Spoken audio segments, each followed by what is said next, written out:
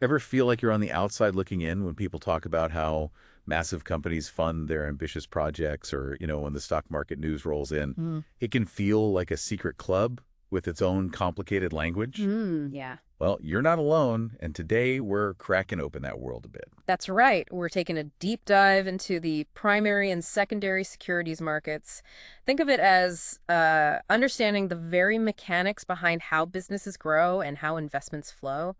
And to guide us, we've got this really detailed chapter. It breaks down, well, everything for the initial offering of shares right through to the daily buying and selling on exchanges. And even those big company moves that affect shareholders, right? Corporate actions, it covers definitions, the players, pricing, the rules, the whole lot. Exactly.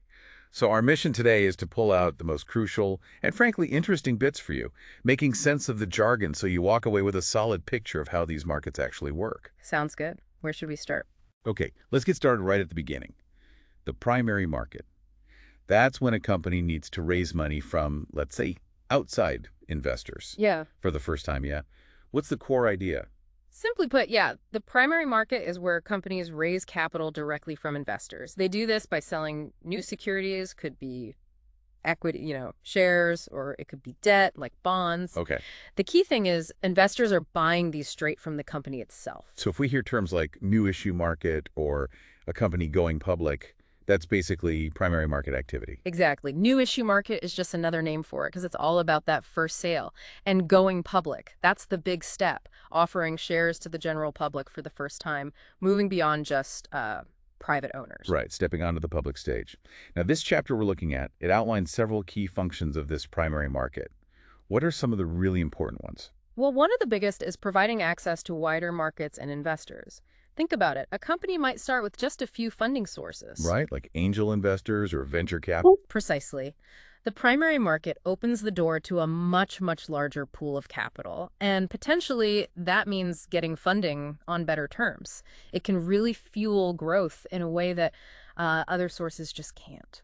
That's a great point about fueling growth. The chapter also talks about a transparent pricing mechanism. How does that work? How is the price actually set for these first-time securities? It's interesting. It actually varies. For government securities, the RBI, the Reserve Bank of India, runs auctions. Banks, big institutions, they bid on the interest rates. Okay.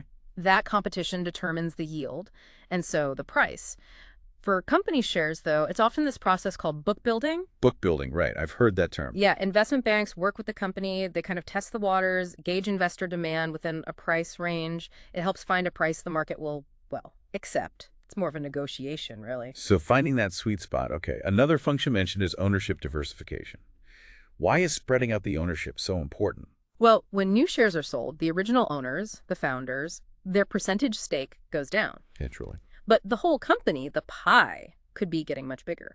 And this wider ownership base often leads to better corporate governance. You tend to see more independent directors join the board, representing all shareholders, not just the insiders. It helps separate management from, concentrated ownership. That makes a lot of sense. More oversight. The chapter also stresses better disclosures. Why is transparency such a big deal here? Look, if a company is asking the public for money, they have a responsibility to be open, right?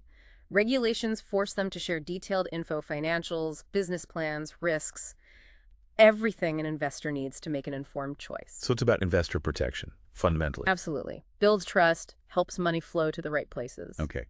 What about this idea of evaluation by investors? Yeah. Once a company's public, it's under the microscope. Potential investors, analysts, researchers, the media, they're all scrutinizing its performance, its prospects. Constant pressure. It is, and that pressure pushes companies to perform well, to maintain high standards. It's a powerful check and balance. So going public isn't just about the cash injection. It's entering a whole new world of scrutiny. Now, the primary market also provides an exit for early investors. Why is that function significant? Think about those early backers, the venture capitalists, the angels who took a big risk on a startup. Yeah, years before it was successful. Exactly. An IPO, going public, gives them a chance to sell their shares and hopefully make a good return on that early bet. Knowing that exit is possible is a huge incentive for people to invest in new businesses in the first place. It keeps the whole entrepreneurial engine running. Right, rewards the risk takers. And that connects to another point, liquidity for securities. How does the primary market set the stage for that? Initially, shares in a private company are hard to sell, right? Yeah. Held by just a few people. Very illiquid, yeah. A public offering spreads those shares out. And crucially, there's usually a requirement to list these new securities on a stock exchange. That listing creates the secondary market, where those shares can then be easily bought and sold. It turns an illiquid asset into something, well, much more liquid. So the primary market plants the seeds for the secondary market. Got it. Lastly, under functions. The chapter mentions regulatory supervision. What's the main goal there? Investor protection, plain and simple. The whole process, what companies disclose, the role of banks, the procedures, it's all heavily regulated. By SEBI in India, mostly. Primarily SEBI, yes. The goal is fair procedures, making sure investors get adequate info and that their rights are clearly defined and protected. Okay, so a critical first step, heavily regulated. But companies have different ways to offer these securities, right?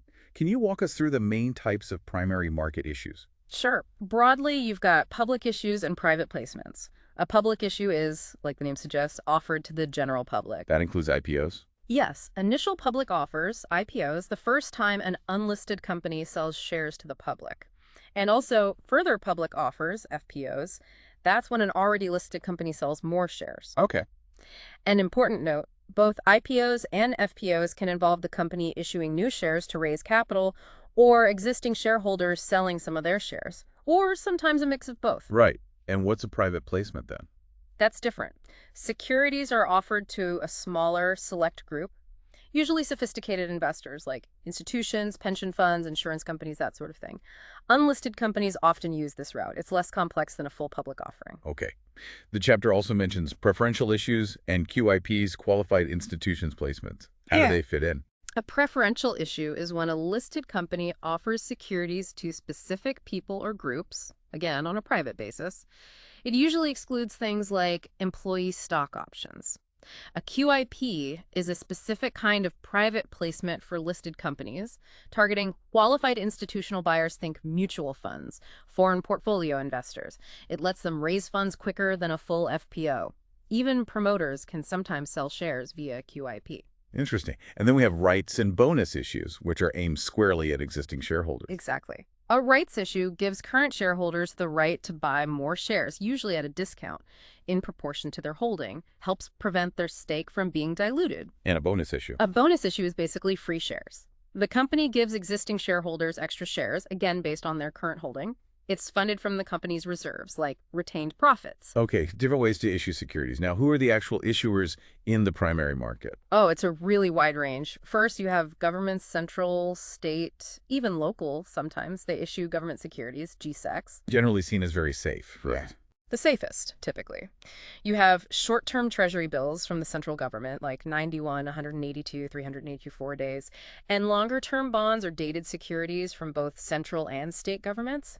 The state ones are often called state development loans, or SDLs. Okay, governments. Who else? Public sector units, PSUs, companies where the government owns a majority. They issue shares, often through disinvestment, like Power Grid did, and they also issue bonds. Didn't some PSU bonds used to be tax-free? Yes. Historically, some offered tax exemption on the interest, which made them very popular in the primary market. You won't see many new primary issues like that now, but you might find older ones trading in the secondary market. It's different from the usual capital gains tax rules, mind you. Got it. And then the big one, private sector companies. Absolutely. They're major players, raising funds through all sorts of equity, ordinary shares, preference shares, and debt, like corporate bonds for long-term needs and commercial paper for short-term. What about banks and other financial institutions, like NBFCs? They're big issuers, too. Banks, financial institutions, non-banking finance companies, they raise funds using equity, bonds, commercial paper, CPs, certificates of deposit, CDs, even securitized paper. Banks also have access to cheap funds via deposits, of course. And the chapter also lists some more specialized issuers. Yeah, mutual funds do new fund offers, NFOs, to launch their schemes. Then you have REITs, real estate investment trusts, and invitees, infrastructure investment trusts. They raise money for specific property or infrastructure projects, often via public offers, though minimum investments can be higher. Okay. And finally, alternative investment funds, AIFs. These are private pools of money raised only through private placement. No public solicitation allowed. Quite a diverse group of issuers. And on the flip side, who are the main types of investors putting money into these primary market issues? It's incredibly broad. You've got resident individuals, families, like Hindu undivided families, non-resident Indians, banks, insurance companies, other corporations, trusts, foreign portfolio investors, FPIs, even LOPs. Pretty much anyone with capital, though rules vary depending on the specific issue type. Let's circle back to the most common public offering, the IPO. The chapter breaks down the types of public issue of equity shares a bit more. Right. So the IPO, the initial public offer, is that very first time a company sells shares to the public. It widens the shareholder base significantly. An IPO can be a fresh issue, new shares. Money goes to the company. Right. Or it can be an offer for sale, OFS, where existing shareholders sell their shares. The money goes to them, not the company. Often it's a make of both. Government disinvestment in PSUs, that's usually an offer for sale. Okay, clear distinction. And the FPO, further public offer. That's when an already listed company issues more shares to the public. Why? Maybe for expansion, paying down debt, or just increasing the public float to meet regulations? And can FPOs also have an offer for sale component? Yes, they can. For example, promoters might sell some shares after their IPO lock-in period ends. Now, the crucial part, pricing. Hmm. How does a company decide the price for these new shares? We touched on fixed price versus book building. Exactly. A fixed price issue is straightforward. The company and its lead manager set one price based on analysis, comparable companies, etc. Investors know the price up front. Simple enough. And book built. That's more common for larger issues. The company sets a price band or maybe just a floor price. The upper end of the band is usually capped maybe 20% above the floor. And investors bid. Investors bid within that band, saying how many shares they want at what price. Retail investors can even change their bids during the offer period. After it closes, the company looks at all the bids and determines the cutoff price. Which is? The price at which the entire issue gets fully subscribed. Everyone who bid at or above that cutoff price gets allotted shares at the cutoff price. The chapter had a good example showing how that works. Do retail investors get any special treatment in book-built issues? Sometimes, yes. There might be a small discount offered to retail investors on the cutoff price, though there are limits, maybe up to 10%.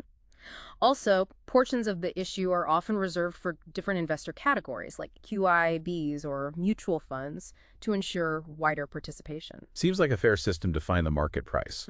This is all governed by regulations, right? Yeah. What are the key regulatory norms? Absolutely. SEBI is the main regulator in India with its ICDR regulations, issue of capital and disclosure requirements. They cover almost everything. Okay. The Companies Act is also important, laying out rules for raising capital, and RBI regulations apply for non-resident investors.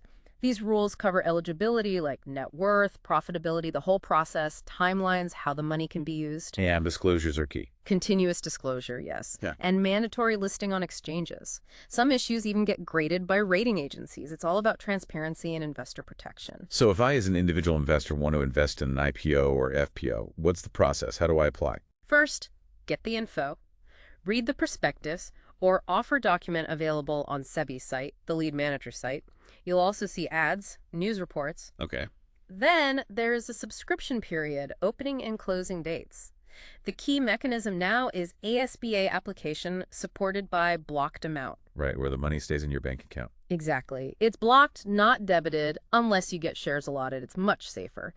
And now you can even use UPI with ASBA for retail applications, which is quite convenient. That does sound easier. What about minimum bids in book-built offers? Yes, typically you have to bid for a minimum lot size, usually worth between, say, Rs 10,000 and Rs 15,000. You can bid at a specific price within the band, or you can just bid at the cutoff price, meaning you're willing to pay whatever price is finalized. Okay. And what happens after the issue closes? The company determines the cutoff price. If you bid at or above it, you get an allotment at the cutoff price. If you bid below, your application's rejected, money unblocked. What if it's really popular, oversubscribed? If it's oversubscribed, more demand than shares, you'll likely get a proportionate allotment, fewer shares than you bid for. The excess money is refunded or unblocked. If it's undersubscribed, not enough demand, bidders usually get the full amount they applied for. Then the allotted shares get credited to your demat account. Clear process. What about issuing debt publicly, like debentures? Similar process. Similarities, yes. Also governed by Companies Act, SEBI rules, lead manager involved, mandatory listing. Big difference. Requires a credit rating from a recognized agency. That rating must be disclosed. Makes sense for debt.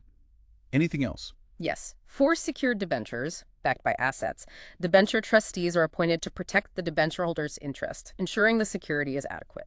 Okay. And one last primary market point rights offers. We mentioned them, but how does it work for the shareholder? Right. So the company offers existing shareholders the right to buy new shares. For each share you hold, you get a rights entitlement, or E. This RE is actually a separate instrument with its own ID number, ISNM. And you can trade it. Yes. For a limited time, you can trade these REs on the stock exchange. So if you don't want to buy the right shares, you can sell your entitlement to someone who does. If you do want to subscribe, you apply using ASBA, mentioning your RE details. That provides flexibility. Okay, that wraps up the primary market nicely. Let's shift gears now to the secondary markets. What's the main story there? The secondary market is where the action happens after the initial issue. It's where investors buy and sell securities from each other. Shares, bonds, anything initially sold in the primary market, plus maybe some privately placed stuff, and derivatives too. So the key difference, the money isn't going to the company raising capital. Exactly. When you buy, say, Reliance shares on the stock exchange, you're buying from another investor who's selling. The money goes from you to them. Reliance itself doesn't get new capital from that transaction. But it must be incredibly important, right? The chapter highlights how the secondary market supports the primary market. Let's start with liquidity. Liquidity is absolutely fundamental. The secondary market makes securities marketable. Knowing you can easily sell shares you bought in an IPO later makes you much more willing to buy them in the first place. Reduces the risk of being stuck. Precisely. You can get in and out relatively easily, even for long-term things like equity. It makes investing far less risky than if your money was locked in indefinitely. Okay, liquidity is key. What about price discovery? How does the secondary market determine value? It's the collective wisdom, or maybe the collective opinion, of millions of investors. Every buy and sell order reflects someone's view on what a security is worth. Constantly changing. Constantly. The interaction of buyers and sellers generates those real-time prices you see. It reflects the market's current assessment and future expectations. Rising prices suggest optimism. Falling prices suggest concern. And this price signal is vital for companies thinking about raising more capital later. Like a continuous valuation process. The market also acts as an information signal, the chapter says. Market prices react incredibly quickly to new information, company results, economic news, political events. The price movement itself signals this information. So it keeps companies on their toes. It absolutely does. It acts as a continuous monitor. In an efficient market, the price should reflect all available information. This constant information flow and the trading based on it drives prices and incentivizes companies to perform well. Okay. And the secondary market can also indicate economic activity. Yes, through market indices like the Sensex or the Nifty 50 here in India, these track a basket of representative stocks. The bellwethers. Exactly. When the index goes up consistently, it often signals positive sentiment about the economy, about corporate profits. When it goes down, it can signal worries. They act as economic barometers. A pulse check for the economy. Finally, it's a medium for corporate control. What does that mean? Well, if a company is seen as underperforming, its share price might drop in the secondary market. Making it look cheap. Potentially, yes, undervalued. This can attract buyers, maybe competitors, maybe investment firms who might try to buy up enough shares on the open market to gain control and perhaps change the management. A takeover. Right. Even the threat of a takeover can push existing management to do a better job to keep the share price up. Interesting dynamic. So the secondary market is much more than just trading. Who are the main participants involved? It's a whole ecosystem. You've got the market infrastructure institutions, the stock exchanges themselves, the clearing corporations settling the trades, the depositories holding the securities electronically. The plumbing. Kind of, yeah. Then the investors, individuals, institutions, FPIs, the issuers, the companies whose shares are traded, financial intermediaries, the brokers executing trades for clients, and overseeing it all, the regulator, SEBI. Okay, a lot of players. Let's break down some key market information. Market capitalization, market cap. What is it? Market cap is simple. Total outstanding shares of a company multiplied by its current market price per share. It tells you the total market value of that company. And we categorize companies by this. Often, yes. Large cap or blue chip for the biggest companies, usually very liquid. Mid cap for medium ones, good liquidity. And small cap for smaller firms, generally less liquid. Market cap for the whole country's market is also used as an indicator relative to GDP. A measure of size and tradability. What about market turnover? Turnover is the level of trading activity. It's the total value or number of shares traded in a stock or the whole market, usually over a day. High turnover means high liquidity. Generally, yes. Lots of buying and selling makes it easier to trade without moving the price too much. We also look at the turnover ratio for the whole market turnover divided by total market cap as a gauge of activity. Large cap stocks usually dominate the traded value figures. Makes sense. And market indices, like Sensex and Nifty, we mentioned them as economic indicators. Right. They track a representative sample of stocks, usually weighted by market cap and focusing on highly liquid ones. They give you that real-time snapshot of market movement. And they're used as benchmarks. Yes, huge benchmarks for mutual funds, portfolio managers. See if they're beating the market. And remember, the stocks in the index get reviewed and changed periodically to keep them relevant. Okay. Now, with all this trading, risk management must be critical in the secondary market. Absolutely critical. Huge volumes, huge values change hands daily. The risk of someone defaulting, not paying, or not delivering shares could ripple through the system. So exchanges have robust systems to prevent that. What are the key elements of these systems? First, capital adequacy norms. Brokers, the trading and clearing members, have to maintain minimum levels of capital and net worth. This includes base minimum capital, BMC, a deposit they can't use for exposure, plus additional capital linked to their trading activity, essentially covering margins. Speaking of margins, how do they work exactly? Margins are like a security deposit. Both buyers and sellers have to deposit funds or securities with the clearing corporation before or during the trade to cover the risk that they might default later. If you buy shares, you put up a margin in case you fail to pay. If you sell, you put one up in case you fail to deliver the shares. Brokers collect these from clients, and exchanges collect them from brokers. It ensures there's collateral backing the trade. A buffer against default. The chapter also mentions circuit breakers and price bands. Sounds like ways to stop panic. Pretty much. Circuit breakers are market-wide halts. If a major index like Sensex or Nifty moves too much, say 10%, 15%, or 20% in a day, trading stops everywhere for a cooling-off period. For how long? Depends on how big the move is and when it happens during the day. It's coordinated across all equity markets. The limits are recalculated daily. A market timeout. And price bands. Those are limits for individual stocks. Most stocks can only move up or down by a certain percentage each day, maybe 2%, 5%, 10%, specified by the exchange from the previous close. But not all stocks have them. Right. Stocks that have derivatives traded on them or are in indices with derivatives usually don't have daily price bands, though there might be an operating range, maybe 10%. Other stocks often have a 20% band. It helps curb excessive volatility in single stocks. Mechanisms for orderliness. How is settlement actually guaranteed? The settlement guarantee mechanism. This is vital. The clearing corporation acts as the central counterparty, using a process called novation. It legally becomes the buyer to every seller and the seller to every buyer. So you're not directly exposed to the other person defaulting. Exactly. The clearinghouse guarantees the settlement. Even if your broker defaults, the clearinghouse steps in. This guarantee is backed by margins and the Core Settlement Guarantee Fund, Core SGF, a big pool of funds specifically to handle member defaults and ensure trades complete. That's a huge safety net. What else? There's online monitoring.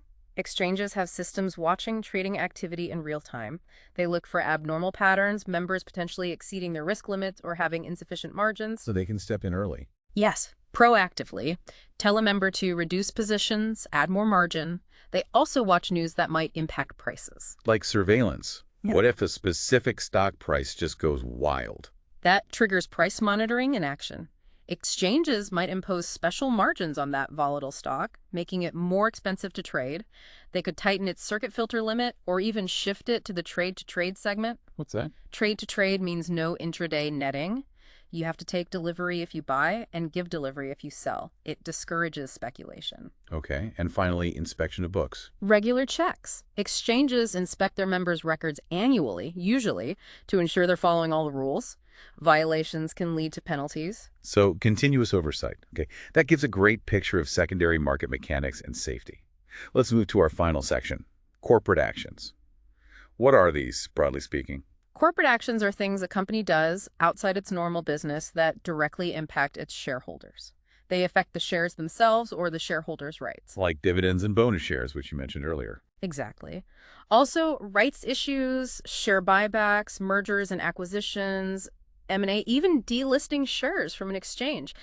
Because these affect shareholders, especially small ones in listed companies, there are rules to protect their interests. And these are regulated too. Oh, yes. By the Companies Act, SEBI regulations, listing agreements with exchanges, companies have to give formal notice about planned action. And who gets the benefit? Like, who gets the dividend? It's based on who holds the shares on a specific record date or during a book closure period. Doesn't matter if they're physical shares or in a demat account. If you're on the record, you get the benefit. Okay. Let's quickly revisit some key actions. Rights issue. Mm-hmm. We covered it, but just to recap its role as a corporate action. Sure. It's primarily about letting existing shareholders maintain their ownership percentage when the company issues new shares. They get the right to buy new shares proportionally, as we discussed, often at a discount. Remember the tradable rights entitlement, RE2. Right. And bonus issues, the free shares. Yeah, funded from reserves, given free to existing shareholders in a set ratio, like 1 bonus share for every 3 held. Companies can't do it if they've defaulted on debt payments, though. Requires board approval, sometimes shareholder approval, too. Okay. Dividend. The profit share. Yes, distributed from profits. Can be interim or final. Rules restrict paying dividends if the company is loss-making or hasn't paid preference shareholders. Can't be paid from certain reserves either. SEBI requires dividends to be declared on a per-share basis. Got it. Stock split. Making shares smaller. Exactly. Reduces the face value, increases the number of shares proportionally. Each V10 share might become 5 RS2 shares. Total value doesn't change initially, but the price per share drops. Done to make shares seem more affordable, potentially boost liquidity. Okay.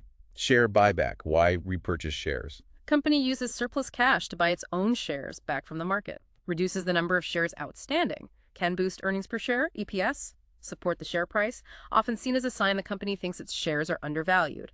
Again, restrictions apply if the company has defaulted on payments. Interesting tool. What about delisting of shares? That's removing shares permanently from an exchange. Can be compulsory if the company breaks rules, or voluntary, where the company initiates it, usually buying back shares from the public via reverse book building. And finally, mergers and acquisitions and offer for sale as corporate actions. M&A obviously changes things significantly for shareholders of the companies involved. Regulations often give public shareholders an exit option in big acquisitions. And an offer for sale, OFS in this context, is existing large shareholders selling their stake to the public via the exchange mechanism. Money goes to the seller, not the company, used for exits. So corporate actions are key events shareholders really need to track. Well, that brings us towards the end of this deep dive into primary and secondary markets. Indeed. We've covered quite a bit, from how capital is first raised In the primary market. to how those securities then get traded between investors in the secondary market. And it's really clear how interconnected they are. The primary market creates the assets, but the secondary market provides the liquidity and price signals that make the whole system work. Right. Couldn't have said it better. One feeds the other. We've seen the different ways companies get funds, the risk systems in place. And the corporate actions affecting shareholders, Yeah. all under regulatory watch. It really makes you think, doesn't it? And maybe a final thought for you, our listeners, to consider. Yeah. With everything we've discussed about how these markets work and thinking about the rise of financial technology, fintech, how do you imagine companies and investors might interact differently in the primary markets of tomorrow? Will technology fundamentally change how capital is raised and who gets to participate? Something to chew on.